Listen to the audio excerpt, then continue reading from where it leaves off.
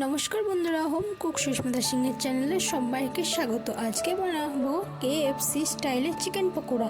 তো KFC স্টাইলের chicken pakora কীভাবে বানানো যায় চলুন দেখে নেওয়া যাক। এখানে আমি মাংস নিয়েছি। মাংসতে আগে থাকতে আদা, রসুন, জিরে, ঝাল সব একসাথে পেস্ট করে মাখিয়ে রেখেছি। 2 চামচ বেসন দিয়ে দেবো, একটা লঙ্কা কুচি কুচি করে দিয়ে দেবো,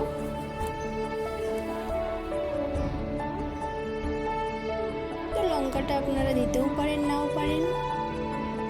1/2 চা চামচ জিরে গুঁড়ো, ধনিয়া গুঁড়ো, স্বাদ মতো লবণ দিয়ে দেবো। সমস্ত কিছু একটু ভালো করে মাখিয়ে নেব। তো সমস্ত কিছু মাখানো হয়ে গেছে। এবার আমি একটি পাত্রে জল আর ময়দা নিয়ে নিয়েছি। মাংসটা ময়দাতে মাখিয়ে জলে চুবড়াবো, জল থেকে তুলে আবার ময়দাতে মাখিয়ে নেব। দিয়ে একটু কড়াইয়ে তেল গরম করে সব পকোড়াগুলোকে দিয়ে দেবো।